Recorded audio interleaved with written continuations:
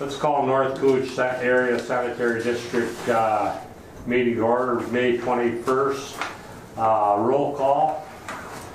All board members are present. Darcy Sullivan is here.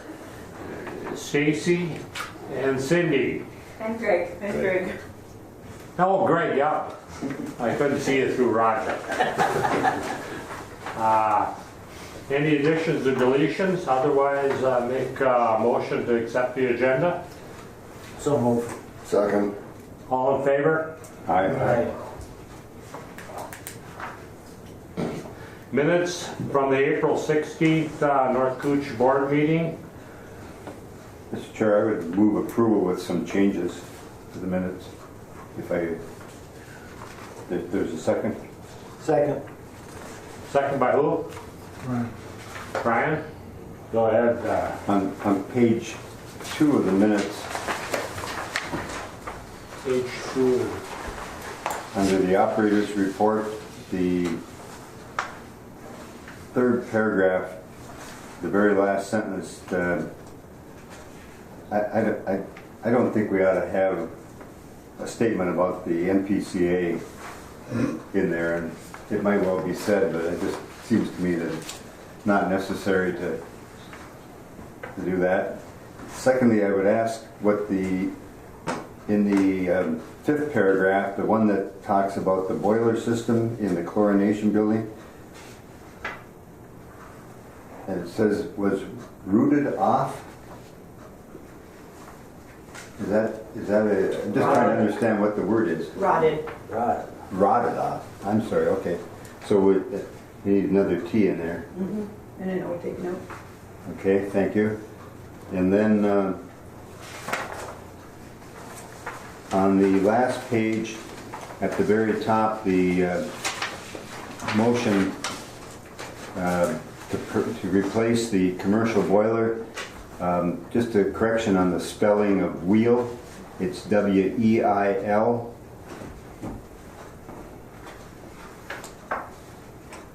And then lastly, under the director's report, in the third sentence, talking about operator credits, he needs 2 TWO operator credits, I believe is correct. What? Am I correct, or? Yep. Isn't that what it says? He needs 2 operator credits? Yep. So, with those changes, I would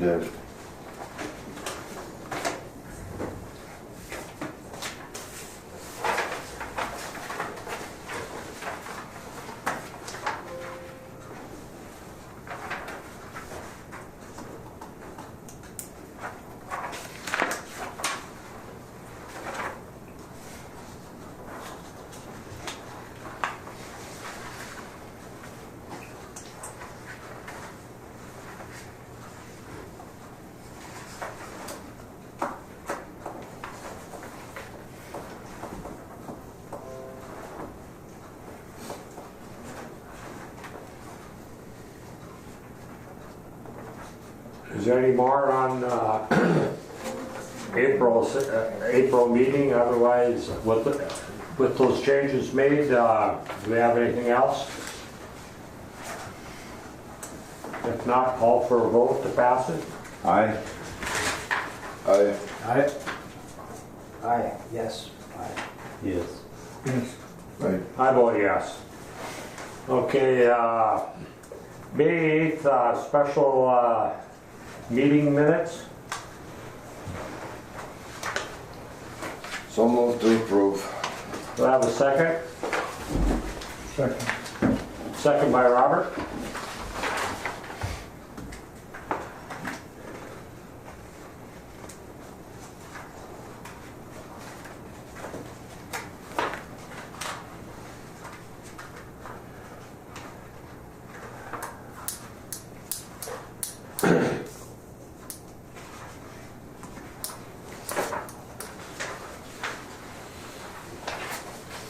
I guess the only one thing I have on this, when Anderson suggested putting not only ads in the, maybe we should put ads west of here too, like Badette, Moore Road, Rosal, in that area. Maybe there's somebody in that area there. I don't know, maybe through the workforce they would catch it or not, I don't know. Well, that's not really pertinent to this discussion for meeting minutes, but we're gonna be. Well, it's in this special, We're just trying to approve these minutes right now. We have information on the ads that we'll talk about later in the agenda. okay.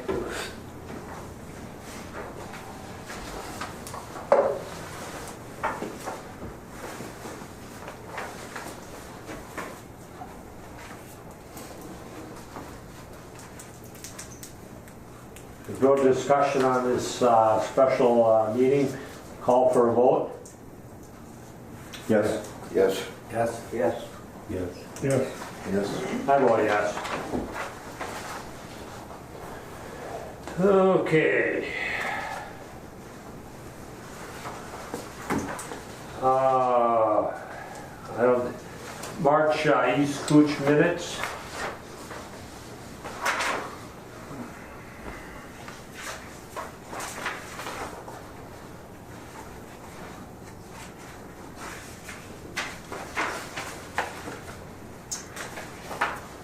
This Jason they talk about, is that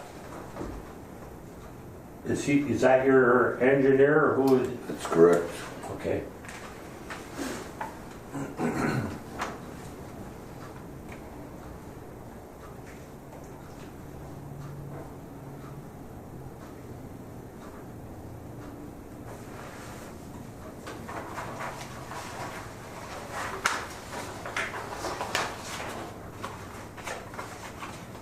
Is everything going pretty good up there then, Don?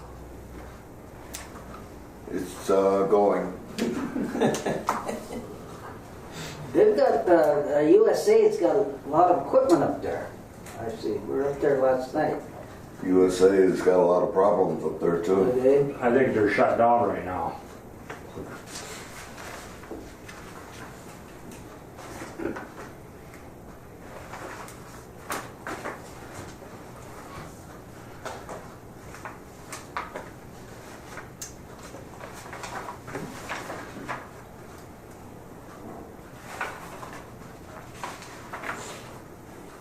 I think when you think about it, I think if they could have run that sewer line up, I don't know if it's feasible or not, been a lot cheaper to run that sewer line right up the lake and cheat off of that. I don't know if it's, because nowadays with all this new technology, it's pretty easy to find a leak if you had a leak in the lake, and I think it would have been a lot easier to do. It would also have been a major environmental issue if that ever would have happened. Well, that's true too, but I mean, it would have been a lot simpler. There's also a lot of requirements that have to be taken into account if you were to ever run underwater. There are a couple instances where they are, but it requires large sign-offs.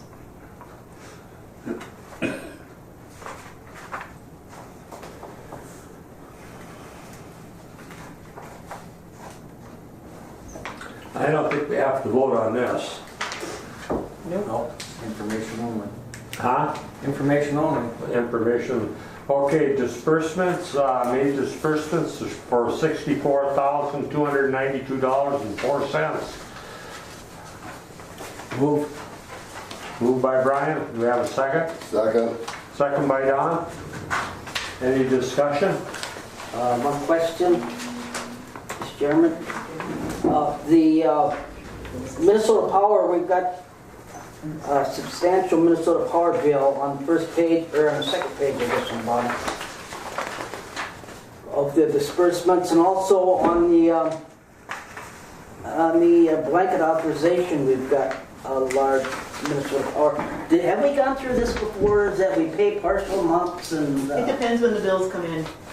Okay, but would this be a normal expenditure for Cost-wise, you mean? for a month? 7,000 or over 7,000? What happens is the plant bill comes and the office, 15th and 5th, EQ, Lagoon don't usually make it till after the meeting, but they happened to come yesterday, so I have last month's Lagoon, EQ, office, garage are the are the blanket, and then the ones on the regular disbursements are, Okay. So to answer your question, because of billing cycle, Yeah. it is unique this time. So in other words, that's not the high amount, I mean, would be, over the year, that would be like an average amount then for the. next month you won't have a blanket for Minnesota Power because it made it Oh, for the okay. meeting.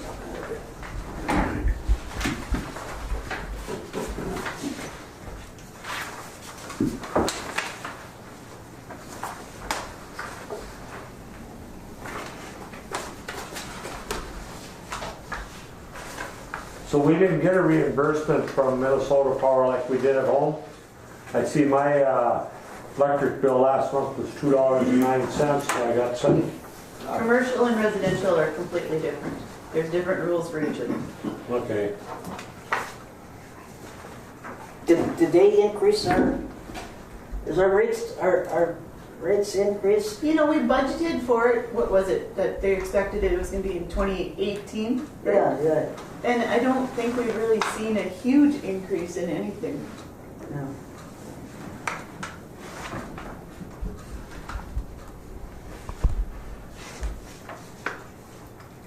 Actually, I think the year-over-year numbers are probably almost that. Chair, just a question on the boom truck, do we have that back now? Yes. What was that, just an annual checkup? No, that's the one we've been talking about for 2 months that we've had into Whirlies, we've had it at United Truck. We've been trying to work through it and finally they found the problem. Well, what was it? Well, they had it at North Star Ford down in Duluth, and they found some issues with it too. Control problems or Huh? what was it? Electrical or? Pressure switches and stuff, and then United Truck Body was troubleshooting the PTO and the transmission. They did the transmission twice. They thought that was the deal. They were in touch with this Muncie, who's the the manufacturer of the PTO. So then they had to bring it to the Ford dealer, and they found some issues with it too at the Ford dealer down there. And they got it going. And we've been using it, and it's been working good now. Finally. What is that, automatic transmission in that? Yeah. Yeah, them power takeoffs could be a bugger.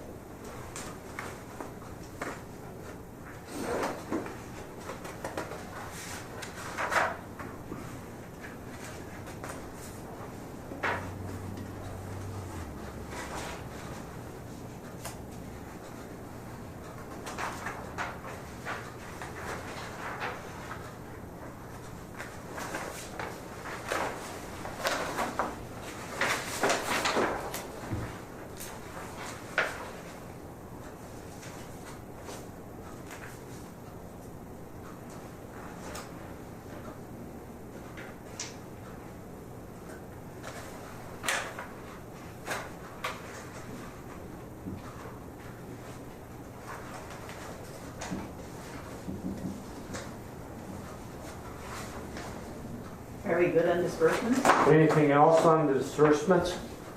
If not, call for a vote. Yes. Yes, Yes. Yes. Yes. yes. I vote yes.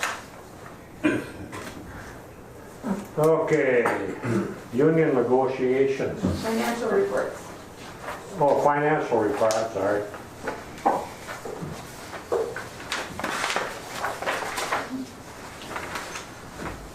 So moved. Second. John, second by Walt.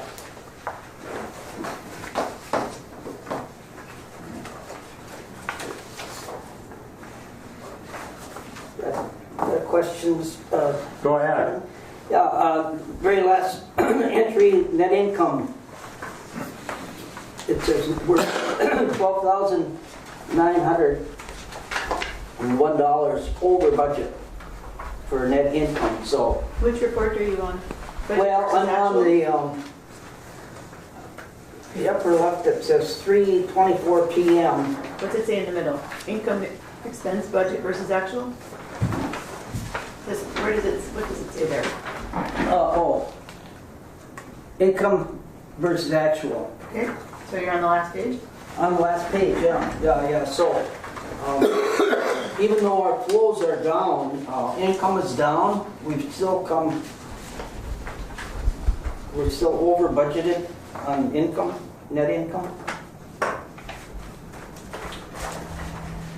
Yeah. Here's the problem with this report. And we've tried to fix it multiple times. When you look at this, you have to take that final line there with a grain of salt because of the width. And because of the PFA payments. So the width and the surcharge come in as income. We can show here under other expense, PFA expense rehab project, like we show that that's going to be an expense for us. We can't show where the WIF shows up. There's no way, because it's still an asset, it's not an expense, it doesn't properly show on these. So when you're looking at anything on the bottom line in terms of, like on the last page, in terms of net income, it's deceiving. And I've talked to the accountant multiple times about that, how we would actually get that into the QuickBooks report. And like I said, because the WIF is considered an asset, it's not truly an expense, even though it's money we have to take out of our income money and put aside into an asset or reserved asset account. So what I would tell you is when you're looking at these reports, keep an eye on the profit, or excuse me, the total income and the total expenses, but also keep in the back of your mind that there's surcharge and WIF that comes out of that income. Okay. Which doesn't make it easy, but from GASB accounting rules, that's how these statements have to show up. All right. So total expense, further towards the top of that page, total expense is lower than budget with budgeted amount, so. We're managing the expenses that we can have control over as much as we can. I guess that's the best way to say it. So, right, we're kind of making up for lows by. We're trying. Okay.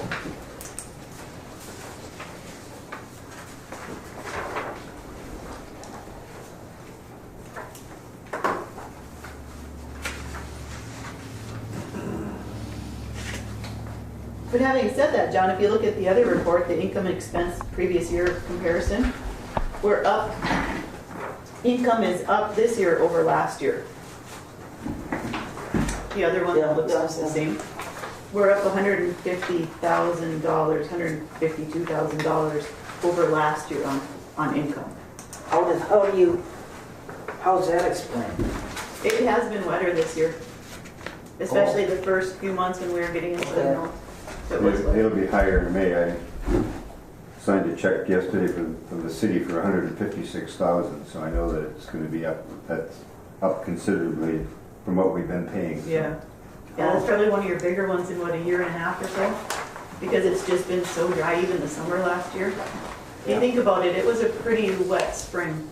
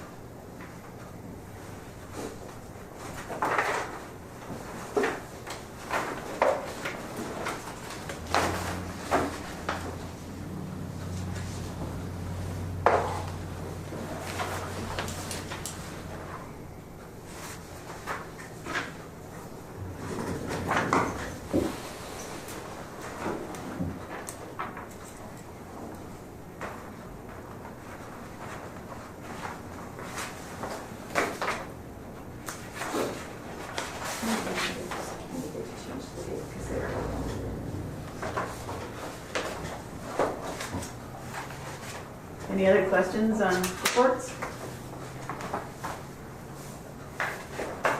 If not, call for a vote. Yes? Yes. Yes. Yes. Yes. Yes. Yes. I vote yes.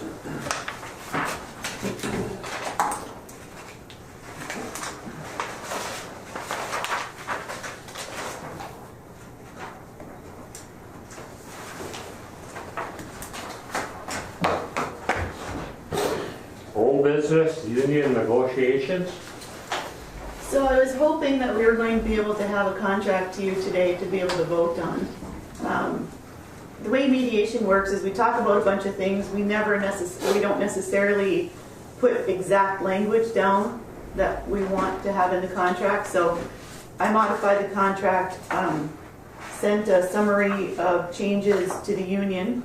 They had exception on a few of the words, not the overall content of it, just how things were worded and how they would go into there. So we've been going back and forth a few times, just ironing out some of those details from mediation. They are planning tentatively to vote tomorrow at 5 p.m. So we'll know tomorrow, hopefully, whether or not we have a contract, or that will come to you. So I think at this point, the board would want to decide whether or not, assuming there's a yes vote from the union, would you want a special meeting to be able to approve the contract, or would you like to just wait? You know, it's 6 1/2 dozen of the other. Any changes that would come from the contract would be retroactive. So it really, from that perspective, doesn't matter if we sign it next week or next month. So what were the changes that they wanted in the language? It was just wording. It wasn't anything significant. If there was something significant, I would have brought it to the board. I think the only thing that came up, and we talked about it, was they are asking to be able to make contributions on their own to CPF that would come pre-tax. And that's just a coordination. The city does that. There's no expense to the district. And that was something that we had talked about, and all of you seemed to indicate that that was fine. I guess, I think from the board standpoint, we don't have a problem with them putting contributions in under with their own money, I don't think. Like I said, that was the indication that I had when we met in closed session. Mr. Chairman. Go ahead, Don. I mean, Walt. The city has a limit on it, right? $1.55 an hour? That's what their limit is. So the way that works, even according by CPF rules, is all 5 employees would have to come to an agreement on exactly the dollar amount. Okay. And there's certain rules that CPF would apply. I mean, But- you just can't just throw in whatever you want to throw in. It's That's got to be correct. everybody the same and with so much per hour. That's correct. Okay. And like I said, those rules are primarily governed by CPF, is my understanding.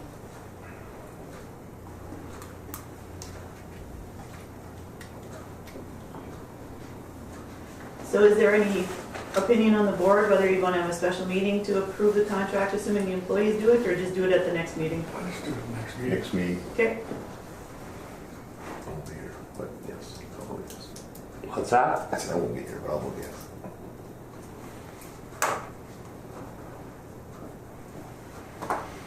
Okay, I update. The next requirement comes on May 31st, and that is from the 3 entities providing basically their summary, similar to what we did 2 months ago, I think it was. I already have Rainier's. I haven't had a chance to review it yet. Basically, it's provide the maps, provide any ordinances, explain any instances of enforcement. There's a couple other requirements, but those are required. The entities need to send those to us, and then we'll pass those on to the MPCA. So we need those. We have to submit them to the MPCA by May 31st. So I'll send out a reminder email to the the remaining 2 entities that we should probably have it no later than the 28th or 29th. I'll let you take care of that one, but so we'll just send a little reminder for them. I think the city's just about ready. Okay. Working on it yesterday. Okay. And then after that, the next one I think is the hydraulic report. put it on the calendar, but the hydraulic report, and then July 30th, the assessment plans are due from the 3 entities. Is there anything else on the I&I? I think that's it.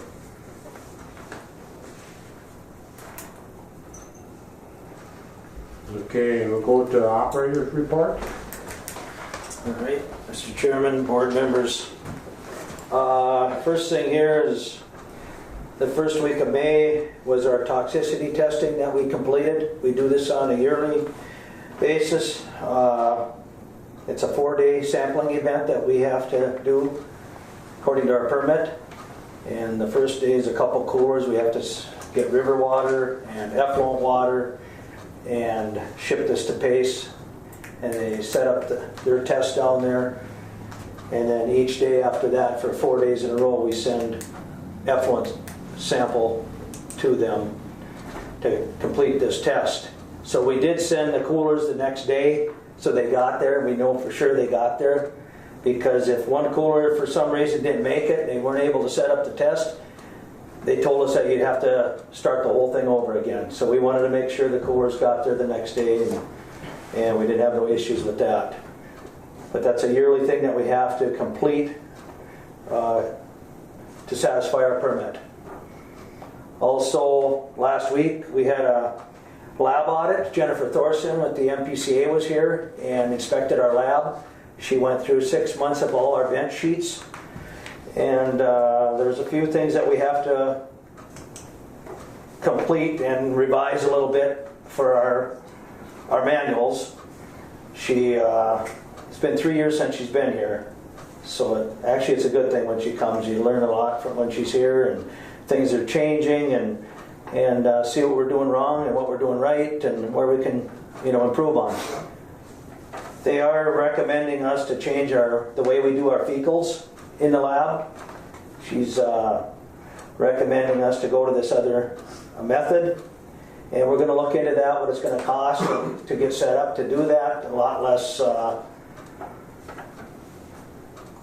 QC to do on it, she said. It's just a more efficient way to do our fecals. Right now we do a membrane filter method. She wants us to go to this coal alert method. I don't mean nothing to you guys, but it's just another method to go to that they're recommending.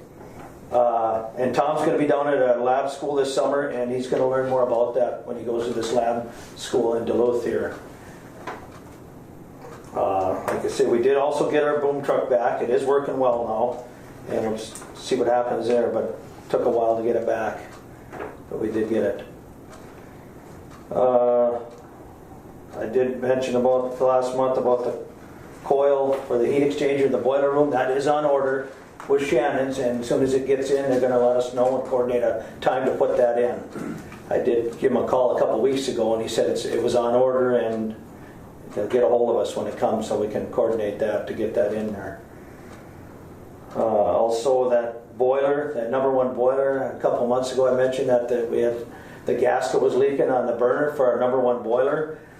We talked with General Heating, and we're trying to still coordinate a time that works for them to get up here, and we'll help them put that in and pull that burner out and put them new gaskets and stuff on that #1 boiler. The last month we had about 85 hours up in East Cooch. So there is some issue. I mean, there's not issues, but there's just maintenance we're doing and taking care of things up there too. So, and we did make it through the winter with our sludge in our digester, our secondary digester. Here last fall we hauled and we emptied it out completely, and then we emptied the storage tank out, and we went through the winter without having to run our gravity belt thickener. We're going to be probably starting that up this week. We just checked digester levels yesterday, and we're getting to the point where within the next 2-3 weeks we have to start it up and start running our gravity belt thickener. So we'll probably be starting that within a week here. Also, May 15th, we submitted our DMR. Our DMR is due the 21st of each month, and we did submit that on the 15th, and we did meet all our effluent requirements for the month of April. And that's about all I have. So are you gonna we have to schedule Montaigne to come again No, for what? to clean out the sludge? Oh, next fall, yeah. Okay, Yeah, we'll be running the gravity belt thickener through the summer, and next fall we will land apply all the sludge again. That'll be in that storage tank. But we try to get through the winter without having to have any sludge in that big tank out there. So we went through the winter with that tank empty and everything drained out and Okay. drained down. If that was full of sludge, we'd be running a great big mixer motor all winter, keep it from freezing. And so we can wait till September to have that done then, huh? well, yeah, we'll haul that after August 31st. We'll haul that. That's a fall thing. That's a fall thing, yeah. Right, I understand that, but I mean, we don't have to schedule No. anything with We you. got plenty of storage, and we'll do that after August 31st for the next cropping year.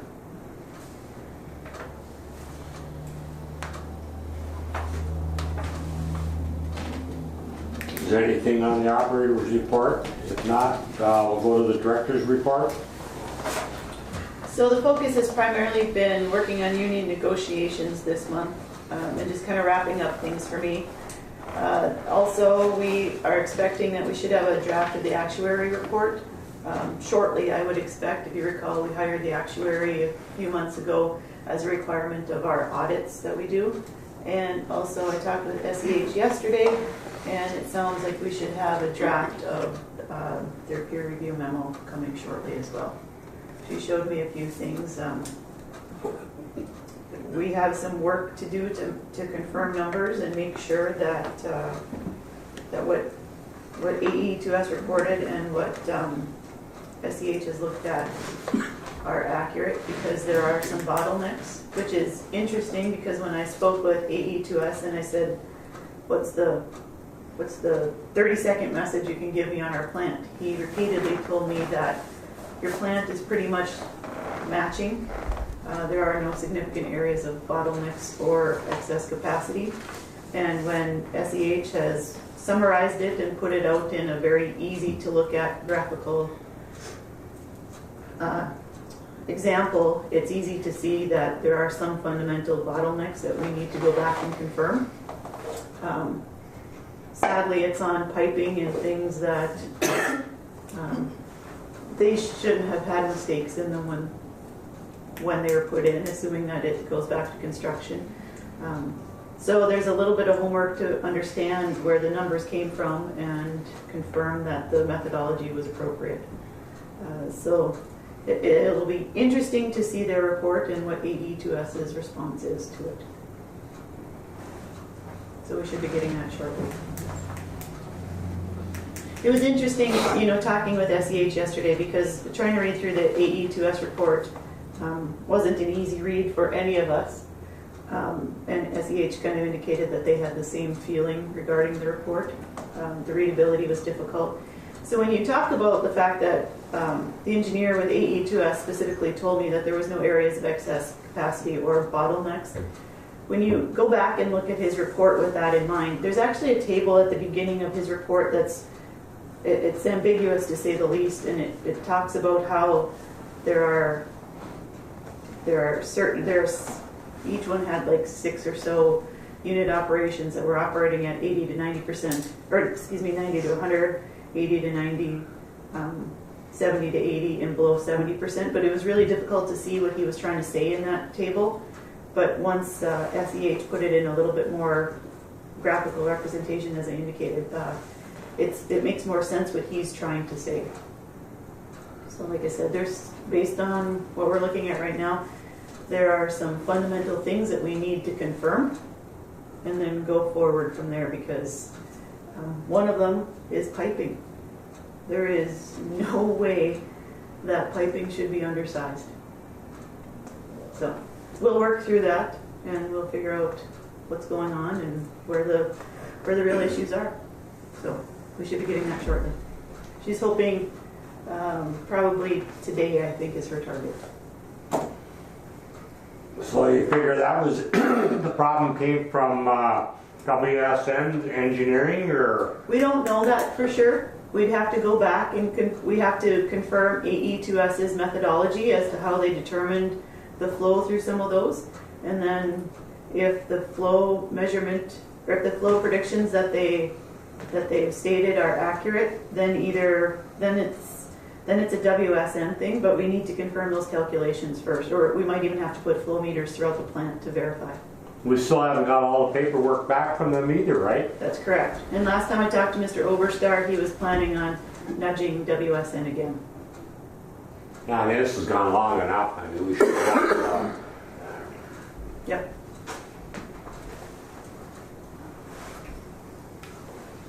Anything else for the director?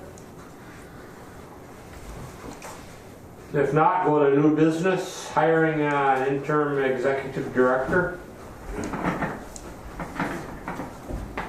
So at our meeting, we talked about having Brian become our interim executive director. Brian has accepted. So I think there are some financials, or however you want to pay him needs to be worked out. So I'm going to kind of turn that over to the board and Brian, and you guys can work it out from there. The ads. No, like there has to be action taken as to how you're going to pay him. I thought we already agreed on that. Yeah, We never come up with a I thought it was in wage. the minutes. Huh? I thought it was in the minutes. $25. I thought it was in the minutes too, but I looked last night, I couldn't find it. But one question is it gonna be $25 as an employee or as a contractor? I'd like to do it as a contractor. That way there it's gonna, that would be better for you, for us and for you, Right. that we just pay him the straight, he takes, No he biggie. pays his own state, federal and I'll just get a everything. 1099 and that's my responsibility to take care of taxes. That's better for everybody. So I think when we talked about this in the last meeting, we didn't know whether or not Brian would accept the position. So I think now that we know that he is willing to accept the position, I think there has to be some formal action taken that it is going to be $25 an hour, it's going to be on a contract position, and we'll issue a 1099. Something to that effect. I think we need to formalize that. Sounds good. And just write something up. What's that? Just write something up. But I think we need a motion from the board on that. I'll make a Do motion. we have a motion to hire Brian? Oh, well, go ahead, Walt. No. Well, I just said I'll make a motion to approve. We'll make a motion to hire Brian as interim executive director at $25 an hour as a contractor. Effective, Any discussion on that or a motion? Go ahead, Don. when is this effective? Well, you should start working with it right away. When he did come in I last started week, last week. I sat down with her last week. I mean, Greg gave me a tour of the plant and everything, so. so You gotta basically, basically coordinate it with the day that you're gonna yeah. chop it up. I don't think we have to set amount of hours. I mean, it would basically say that Cindy, right? Whatever you would think, say I Up guess. to. Huh? I would say up to. Yeah, I mean, I don't have a problem if it, well, I don't think we have to set hours that a limit on how many hours he works a week. Well, there is a pretty hard and fast limit on how many hours I worked a week. That's what I'm saying, yeah. No, that was a major point of contention with this board in the past. So I think it should be in the minutes exactly what his contract is. It's going to be X number, up to X number of hours a week for $25 an hour on a contract basis. I guess that's up to the board, whatever you guys want to do. I mean, I have no idea how many hours a week it takes, so Well, I'm working 20 hours a week, so I think Brian and I have talked about it. There's optimization things that can happen if you're sitting in this chair on a day in, day out basis. I think, and I don't mean to speak for you, but I think Brian's intention is not to get big into making policies and what have you unless it's on a forefront need. But I think he's just trying to keep things moving forward. And I think that's only fair, you know. I would think that we would want the new director to delve into policies and procedures and all the other stuff. I just, Chair, do we have a letter of resignation? No, I was gonna ask if you guys wanted a formal letter or if we just wanted to have it as from what we had from the special meeting. I can write up a formal letter if you prefer. I think we should have an acceptance of before we appoint an interim director, we should have an acceptance of resignation. Okay? Go ahead, John.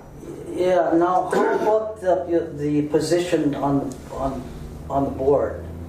What does the bylaw say about executive director and board member? Well, there is past practice with Jim Robb doing it. Jim he was actually chair and executive director prior to me getting hired. Yeah. You mean, can he still vote? Is that what you're talking about? Yeah. Yeah. I don't know if I there's wouldn't any, think I don't think he's able to vote on something. I wouldn't think so. He's not eligible to vote. But how much help do you think you need from Cindy for a while? We've already sat down. Until I actually just sit in the chair. I don't know what to do. I'll figure it out. It's pretty much just keep things going day to day. That's. You do it 20 hours then? Huh? You do it in 20 hours? I could take 20 hours. Not sure what. Up to 20 hours? Up to. Okay. Just wonder if you're doing that. Yeah, I'm not. So I have a motion by Thompson with no second to hire Brian Briggs as an interim executive director at a rate of $25 an hour on a contract basis, working up to 20 hours per week.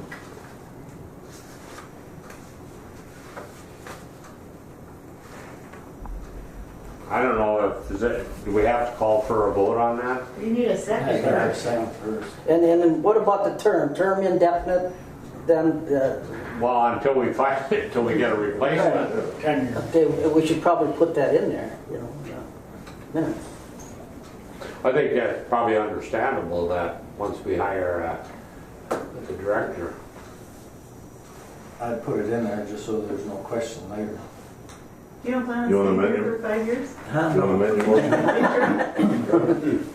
You want to amend your motion to say that position will be until the director comes? Yeah. I'll second it. Yes, I- When does this take effect? Well, my formal last day I was planning on tomorrow. So Brian will be starting as soon as he wants after that. Or assuming, Tomorrow? Did you say tomorrow? yeah. You guys got 3 weeks notice. Well, we should get Well, it we signed up. should get it formalized that for you should state to the board that tomorrow is your last day, Okay. so that we can act on Yeah. it as a resignation, Yeah. right? Yeah. And I think it is stated in the special meeting minutes, but we can definitely do that. I don't think we've already had a motion on hiring Brian at $25 an hour at the last meeting. No, the conversation was formal acceptance of my It resignation. was, yeah. You gotta accept the resignation. I had to accept it, which I hadn't done at that meeting. Yeah, but we did make that motion. Yeah. Yeah. So now we gotta accept So, the resignation. So now you're formalizing it. Formally, yeah, somebody's gotta You come gotta up with some. formalize it, that It's starting the tomorrow, motion that you 25. guys just made and seconded formalizes that. Yeah. Up to 20 hours at $25 an hour. Yeah.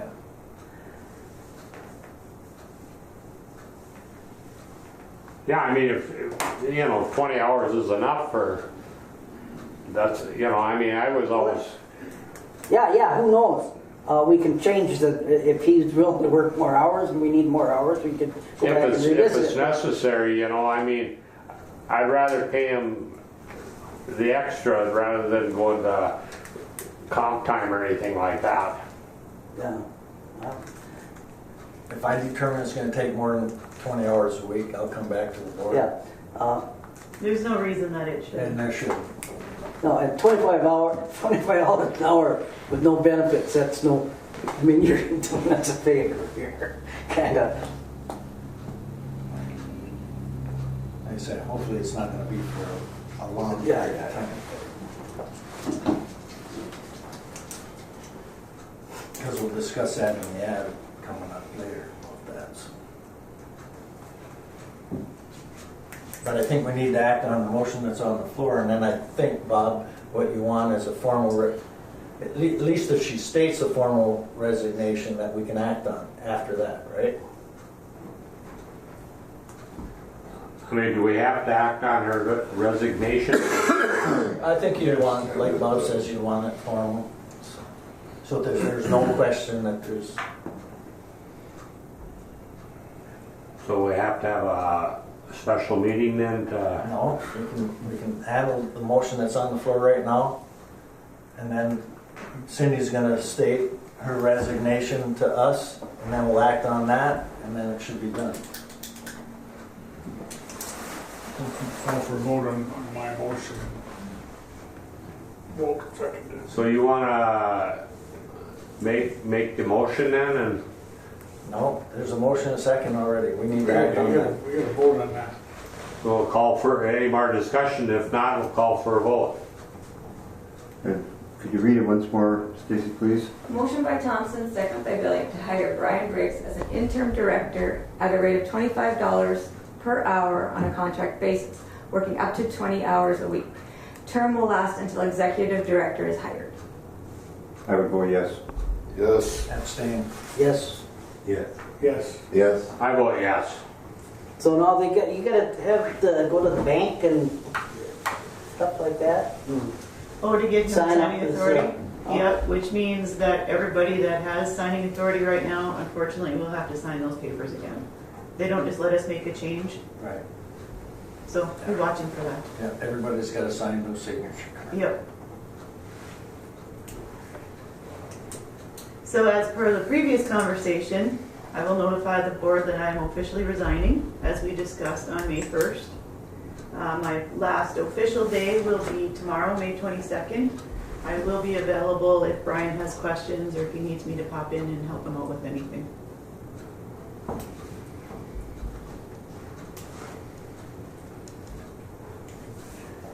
Okay, I would move to accept Cindy's resignation. Second. any discussion, if not, call for a vote? Yes. Yes. Yes. Yes. Yes. Yes. Yes. I vote yes.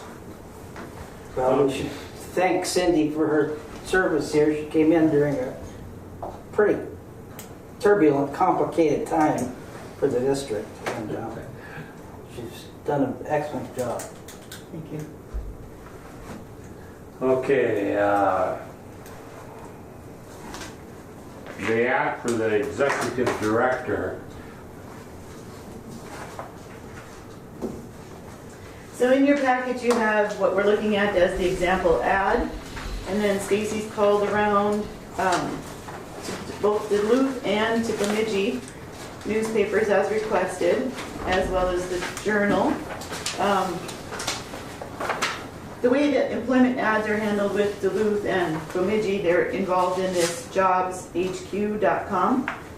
So there's set rates for those, and so there's a distribution area, which I think is the third page in that little staple packet there, which is for emails. That shows the distribution area. And the summary is what Laura at Jobs HQ gave me for the prices of those two size ads to run in the Bemidji paper and the Duluth paper. And Duluth has the weekly rate and the Sunday rate. And the Journal rates are for 5 Wednesdays and 6 Saturdays. So is the Duluth, like if you wanted to run weekly and Sunday, it's like 200 plus 340? Yes. Okay.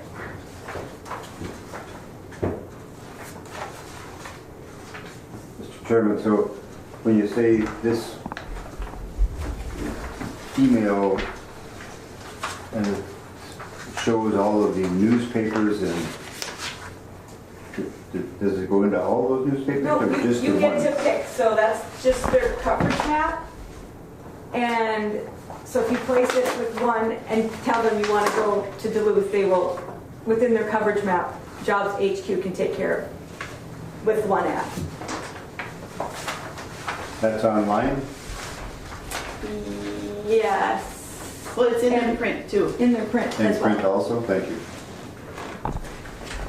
Yeah, so the first page there, it has, in Stacy's writing there, it has the summary of what the cost would be for each of those papers. And I only did the black. They had a color price too, but I didn't know the color's in the content, but I really didn't think you'd be interested in the price to run a color ad.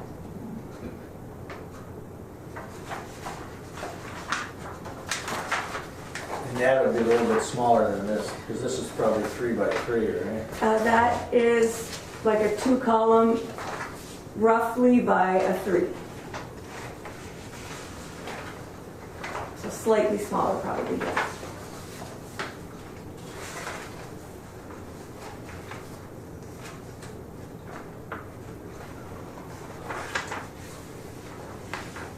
So we wanted to make sure that the board had input on this, now seeing the prices, because if we run to the extent that we had originally talked about, it's going to be a pricey endeavor on advertising, so we wanted to present it to the board and figure out what you wanted to do. On the Bemidji one, is that, when you say week, does that mean once a week or 2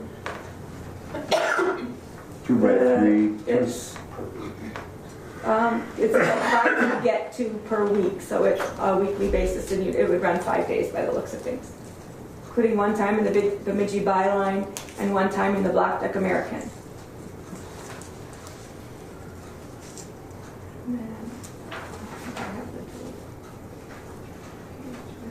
Week print special, 3 days, get 2 free. Yeah, so basically they give you a week rate, but they put it in marketing terms, right? You buy 3, you get 2 free, so it seems like you're getting more than.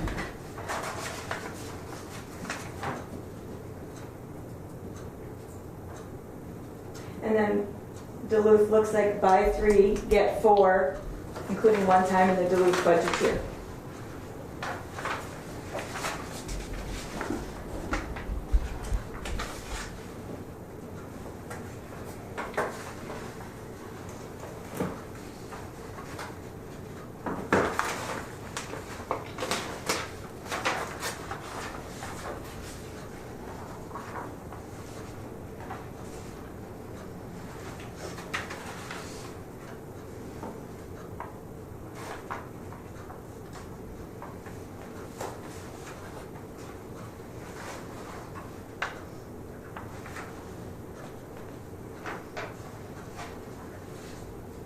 I would move that we would, Mr. Chairman, I would move that we would place a 2 by 3 ad in the Bemidji newspaper at $270 a week.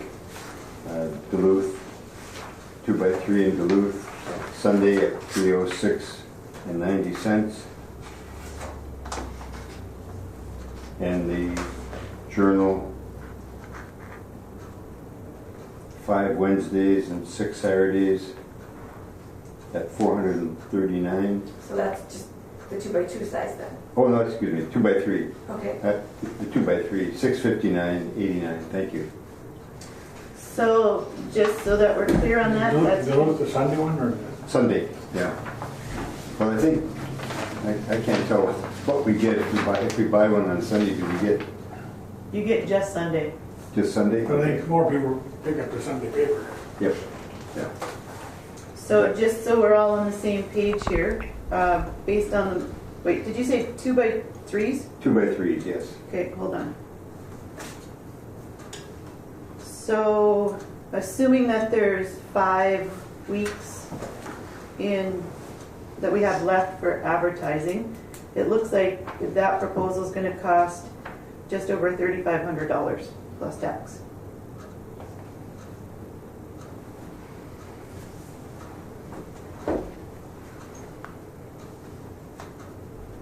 Well, I would do it 4 weeks. I think that's sufficient for each of them, Okay, so except the Journal. that brings us down to just under 3,000. Brings us to what? Just under $3,000 plus tax. We got 2,000. 3,500. What is this? I just rounded it up.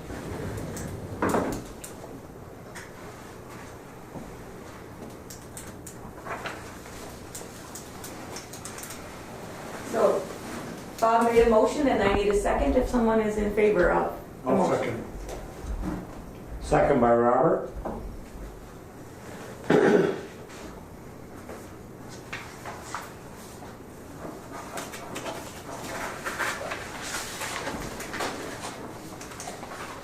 So, once we get some applications, then do you want just have a hiring committee to That's usually your HR. interview these people, or how do you want to handle that? Wait and see if we get some first. Huh? Wait and see if we get some You're first. right, Walt. That's important. So you have it open until the end of June. So we got time to set that up. Huh? We got time to set that up. It's open until the end of June. Okay. So just to Walt's point about, it comes at the end of June. So if you don't take any action, that means that you're not going to have another board meeting until July 16th. So that's over 2 weeks from when you close. What is our next meeting, the 18th of June? Yeah, but you're still going to have the application It'll still be process open. open then.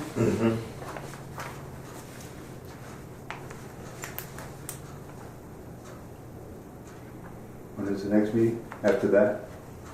July 16th, 16th? yeah. Thank you. July what, 15th? 16th is the... Oh yeah, 16th. Third Tuesdays. Yeah. So my advice is, by that time, you'll have some feel, hopefully, if there are applications coming in. So maybe at the June 18th meeting, you kind of take a strategy, or put a strategy in place as to how you want to handle it, so that you're ready to roll after June 30th is closed. There's very low unemployment now, so people are, especially in these jobs, they're gonna get snatched up quick. So I think it's in your interest to move faster rather than slower.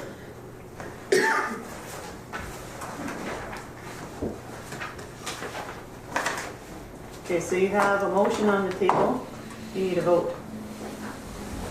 Any more discussion? If not, call for a vote. Yes? Yes. Yes.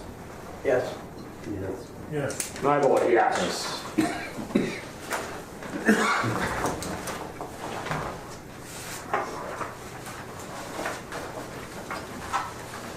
And is the wording okay in what you have that I'll send that off to Laura and Nikki? I think so.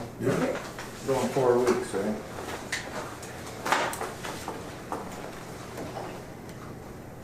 I guess I put in there, I asked for new business comp time.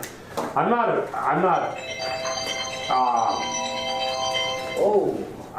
against comp time. The only thing, I had a couple questions there on comp time now. Most of our comp time is earned in East Cooch and Rainier, am I right? Not Rainier, Huh? not Rainier. None in Rainier, so most of it is accumulated in East Cooch, right?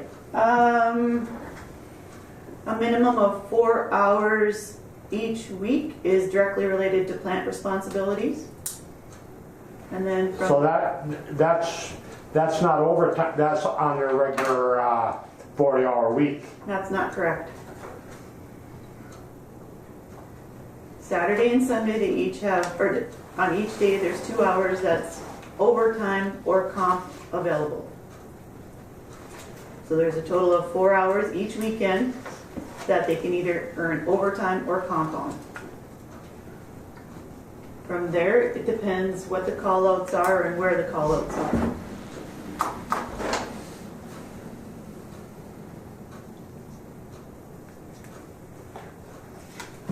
So then,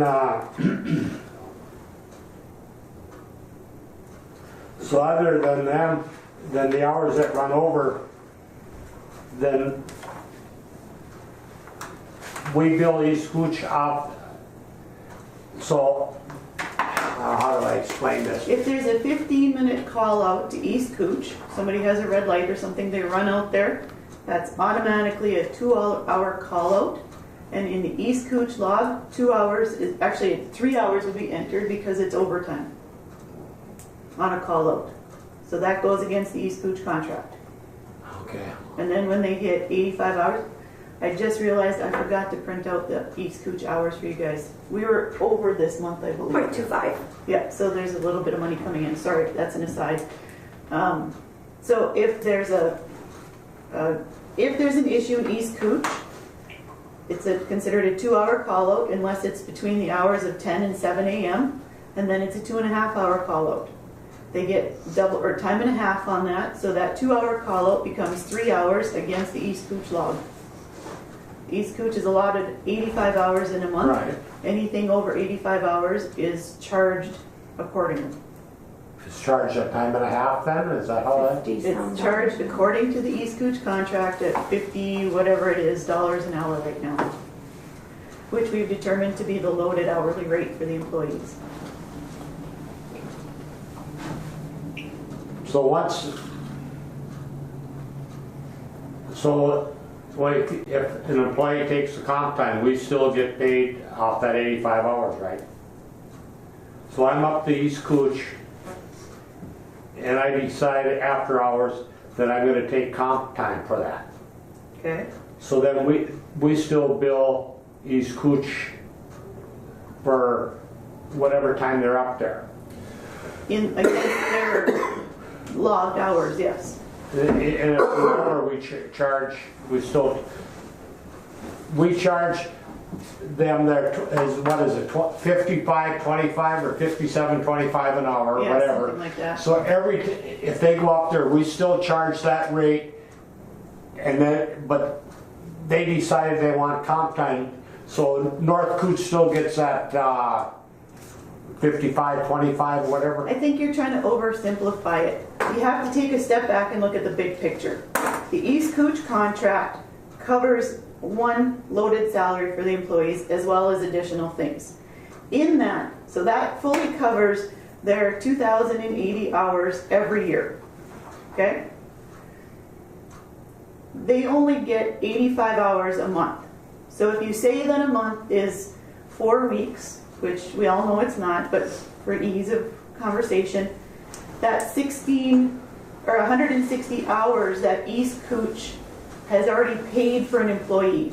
But we're only saying that they get 85 hours of that employee's time, and then anything over 85 hours, they're paying for again. So if there's a call out in East Cooch, we don't bill them directly and say, here's your bill for 3 hours of time, give us a check. It's all built into the contract. The contract is a really good deal for both parties.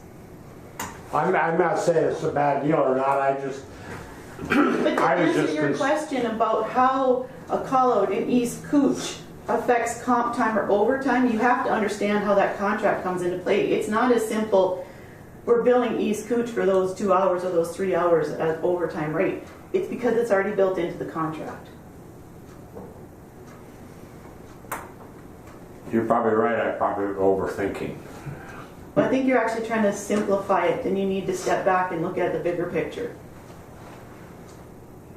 And we've gone through the East Cooch contract a number of times with the financial committees, and we've dissected those numbers and made sure that they were all fair and right. Having said that, the East Cooch contract was only a 6-month contract, so that means we need to renew that as well. Which means that, especially in light of the fact that they're going up to Island View, there's going to be more expenses for gases and such.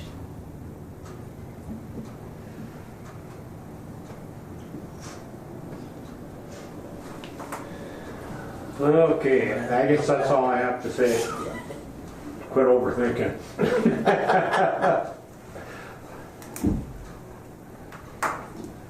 I guess I'm in favor of really seriously putting in time clocks.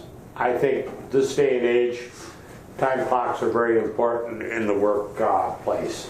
That's my personal opinion. Most places that you work at today have time clocks, and now, if we're gonna, and I know it's gonna sound wrong,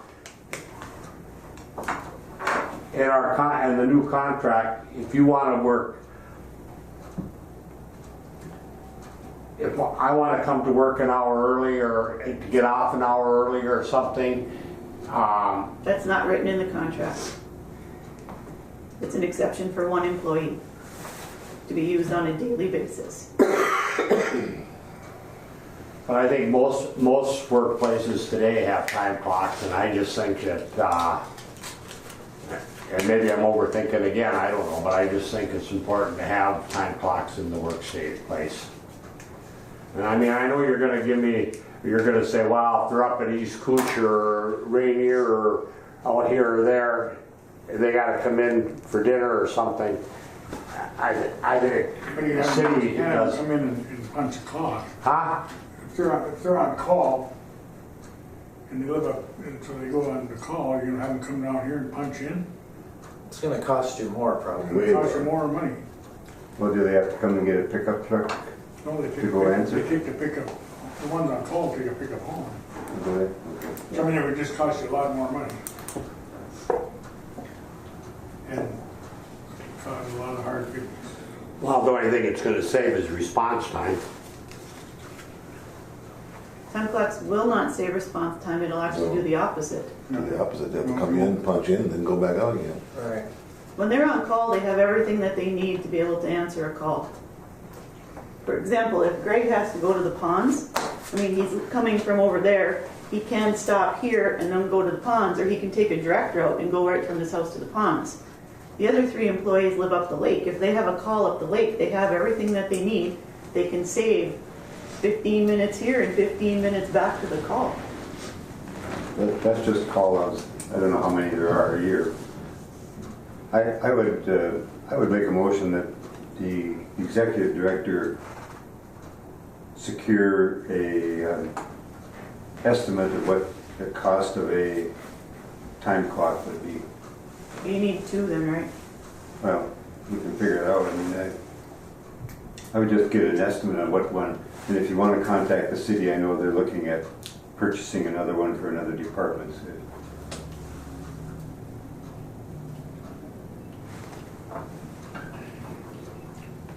Motion is just to get information.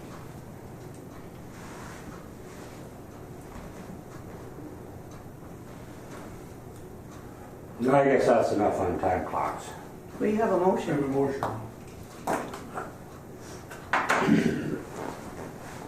I just want to find out what the cost of the time clocks are, so. Is there any more discussion on time clocks? Oh, we need a second. I'll So second. we don't need to, Robert seconded it. Is there any more discussion on time clocks?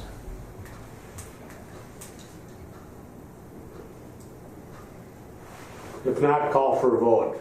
Aye. No. No. No. Aye. No. No. I vote yes. Okay, so, hold on. 3. Yeah, but I need to know who they were. Who were my yeses? Bob, Roger, and Mike.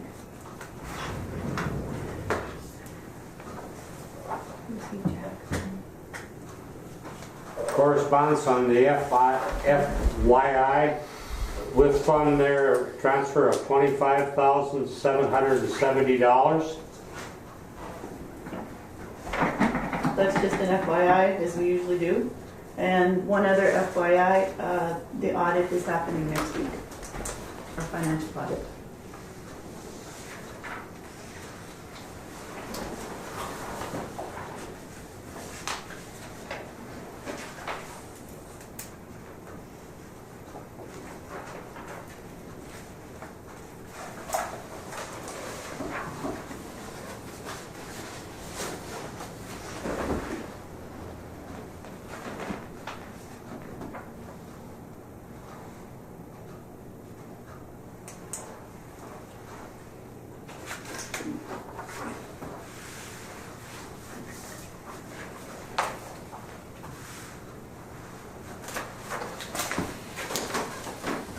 think that's everything. Yep. Call for adjournment.